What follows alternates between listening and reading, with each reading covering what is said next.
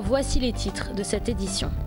À la une de l'actualité, le directeur de publication du journal L'Observateur et le reporter Mamadou Seck bénéficient tous deux d'un retour de parquet. Ils devront se représenter demain jeudi au tribunal. Nous serons en ligne avec Ibrahima Kane dans un instant pour plus de détails. Toujours dans le domaine judiciaire, nous parlerons du procès d'Hissène Habré. D'après le calendrier prévisionnel, l'instruction d'audience, les auditions, les plaidoiries et les réquisitoires se dérouleront du 20 juillet au 22 octobre. Et c'est la RTS qui a été choisie pour retransmettre le procès aux autres chaînes. Les pluies diluviennes qui sont tombées sur le Sénégal ont causé d'importants dégâts. C'est le cas à la Médina, au marché HLM et à Thiès, où les habitants et les commerçants vivent un véritable calvaire. Dans cette édition, nous ferons l'état de la situation. Ce mercredi, le dossier du jour s'intéresse au Front patriotique pour la défense de la République, une coalition connue pour critiquer le pouvoir en place et à ne pas sous-estimer, selon le journaliste Ahmad Khan. Voilà pour les titres, le développement, c'est dans une poignée de secondes.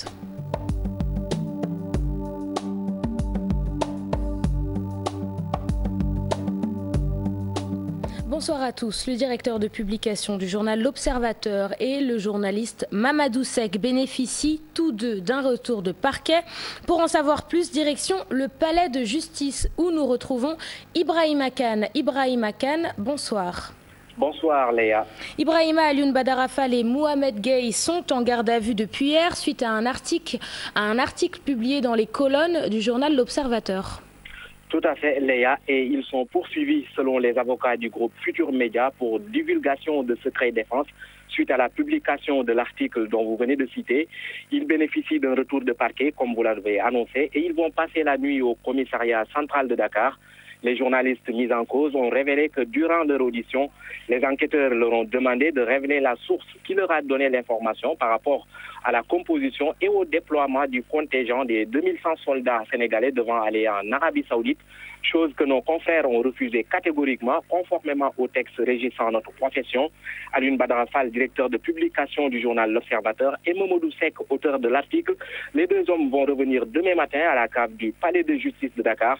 Leur dossier retourne donc en instruction. À rappeler également que Mohamed Gueye, directeur de publication du journal Le Quotidien, était lui aussi à la cave, tout comme ses confrères. Il bénéficie d'un retour de parquet et il va revenir lui aussi demain matin au palais de justice. Ibrahima Kane, merci. Le directeur de la publication du journal L'Observateur, du journal Le Quotidien et du reporter Mamadou Seck, auteur de l'article incriminé, tous déférés devant le procureur après audition à la section de recherche de la gendarmerie. Une situation inadmissible selon le directeur général d'Avenir Communication, Madian Beldiagne, que nous écoutons au micro de Kodendiaï. On ne le dira jamais assez, nous pensons que la place du journaliste, ce n'est pas vraiment dans les caves des commissariats ou des brigades de gendarmerie, mais plutôt dans les rédactions. Donc c'est vraiment des situations que nous déplorons et que nous regrettons. Et c'est des situations qui renvoient une image erronée du Sénégal, c'est-à-dire un pays d'intolérance, un pays où les droits de la presse et la liberté d'expression ne sont pas reconnus. Et je pense que ça fait une mauvaise propagande, une mauvaise publicité pour le Sénégal et il faut regretter cela. Je pense que dans des situations comme ça, il est plus important qu'on gère ça entre responsables, que les responsables puissent se parler pour trouver les meilleures postures et un peu les meilleures solutions à des situations d'indélicatesse. Parce que le travail entre la presse va toujours poser des problèmes de situations difficiles avec l'armée ou avec la gendarmerie ou avec la police ou avec la justice. Et je pense que chaque camp devra y aller avec un sens de responsabilité pour pouvoir appréhender les situations avec plus de sérénité. Alioune Badara Fall et Mohamed Gueye sont donc déférés au parquet et doivent être entendus par le procureur de la République sur deux affaires différentes. Des arrestations qui choquent bon nombre de leurs collègues journalistes. C'est le cas d'Ali Fall et de Pape Sambaré Ndour. Leur réaction dans ce reportage signé Aminata Mbaresso et Tierno Laurent Mendy. C'est un article sorti le 8 mai relatif à l'envoi de 2100 soldats au Yémen qui a valu au directeur de publication du journal L'Observateur un déferment devant le parquet. Le journaliste Mamadou Seck, auteur de l'article, devra être également entendu par le procureur. Ce que les gens ont publié, il faut lire l'article pour voir, il n'y a absolument rien d'insensible ou rien d'inquiétant. Nous avons parlé de la composition des bataillons. et que c'est cette composition du bataillon qui serait, selon l'armée, une information sensible ou classée top secret. Nous, on ne croit pas, et que dans la pratique de notre métier, on a été en adéquation avec les normes du journalisme, avec l'éthique, avec la déontologie. Mamadou Gueye, directeur de publication du journal Le Quotidien, n'est pas aussi en reste. Il devrait être entendu par le procureur de la République pour une affaire liée à la publication des procès-verbaux dans l'affaire Thione Ballago Seck. Ce qu'ils veulent certainement, c'est pour avoir des précisions, pour ne pas dire des sources des journalistes, mais ça également, ils le savent eux-mêmes, ils savent que c'est impossible. On ne pourra jamais leur donner les noms de nos sources. On pense que franchement, ça ressemble plus à de l'intimidation qu'autre chose. 3 directeurs de publication interrogés au même endroit et à la même date.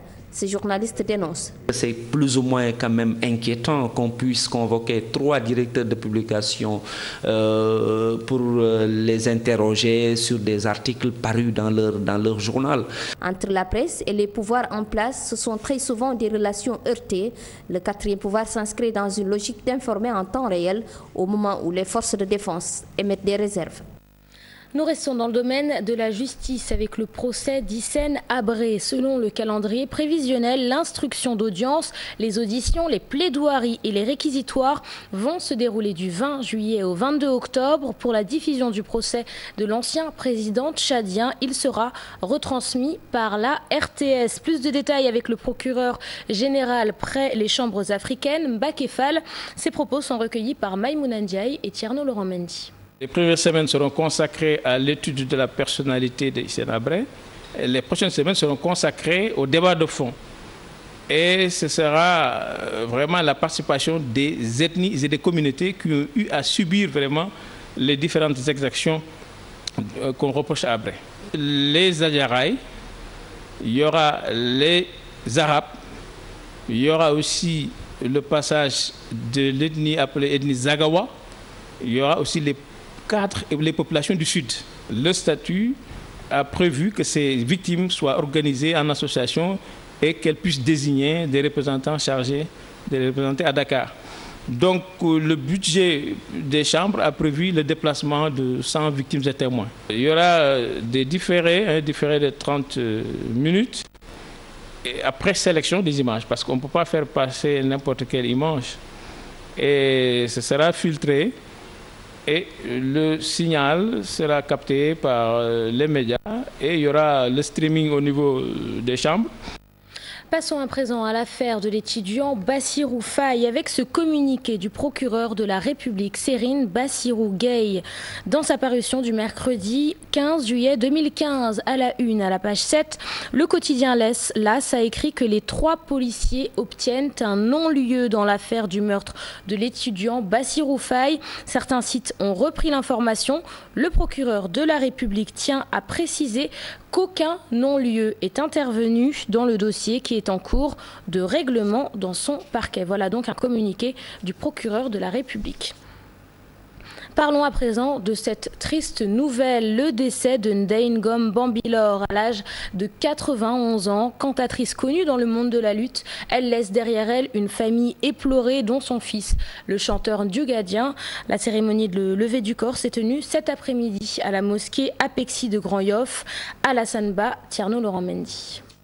Ndeye-Ngom Bambilor, l'ancienne cantatrice de l'arène sénégalaise, a rendu l'âme ce matin à la suite d'une longue maladie. Parents, amis et proches ont tous assisté à la cérémonie de levée du corps.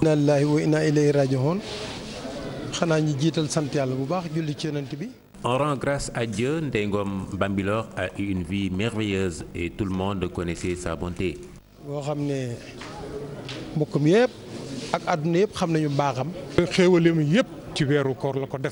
On a célébré hier la nuit de Laylatul Qadr et ce matin Dieu l'a prise. On rend grâce au Tout-Puissant.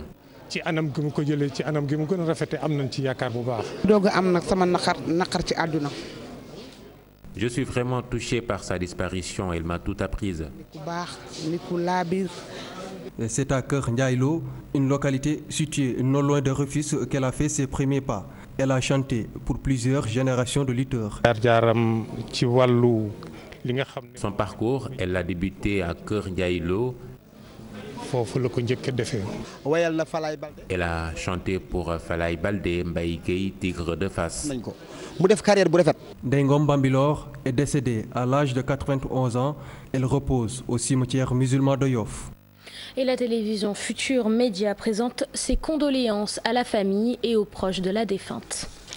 Les populations de la Médina vivent un véritable calvaire. Quelques heures après les fortes pluies de la nuit dernière, certaines rues du quartier sont envahies par les eaux. Dépités, les habitants déplorent l'absence de canalisation et appellent les autorités locales à agir très vite. Fatima Taba et Mohamed Dian. Les rues 33 et 37 de la Médina envahies par les eaux des pluies et celles usées, un cocktail qui indispose les habitants. C'est vraiment très difficile. On a des enfants, des enfants de bas âge. On ne peut même pas les laisser sortir. C'est très difficile de vivre avec cette eau nauséabonde. Vraiment, c'est infernal. On est malheureux. À chaque année, cette pluie-là nous parvient dans des situations comme ça. On ne peut pas tolérer ça aussi. Nous rentrons dans les maisons, jusque dans nos chambres. Cette situation, les Médinois la connaissent bien puisque chaque hivernage, ils la vivent, ce faute de canalisation. Ils pointent ainsi du doigt les autorités locales. Les autorités n'ont rien fait. Sinon, ils peuvent faire comme vous, rentrer dans les quartiers et savoir comment les gens vivent ici. Les autorités locales n'ont rien fait. Franchement, pour vous dire vrai, ils n'ont absolument rien fait. L'hivernage s'installe petit à petit à Dakar.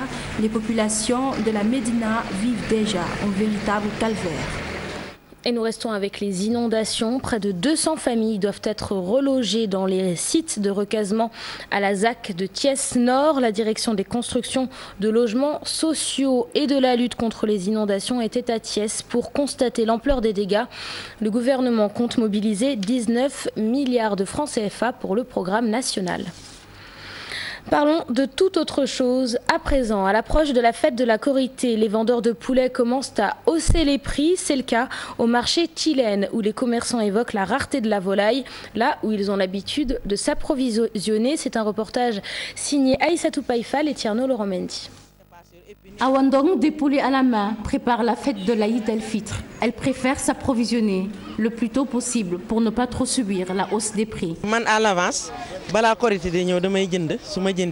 J'achète mes poulets très tôt. Je les nettoie et je les conserve ensuite. C'est mieux ainsi. Je ne me fatigue pas lors des bousculades à l'approche de la fête. Les prix varient entre 3 000 et 3 500. Ils ont rajouté au moins 1 000 francs sur le prix initial.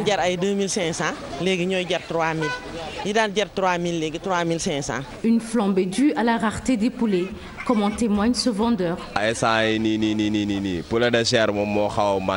En ce moment, il n'y a pas beaucoup de poulets de chair sur le marché. Il n'y en a quasiment pas. Les poulets du pays, il y en a, mais c'est cher. Ils coûtent 3 500 francs. Ceux qui sont bien dodus peuvent même coûter jusqu'à 4 500.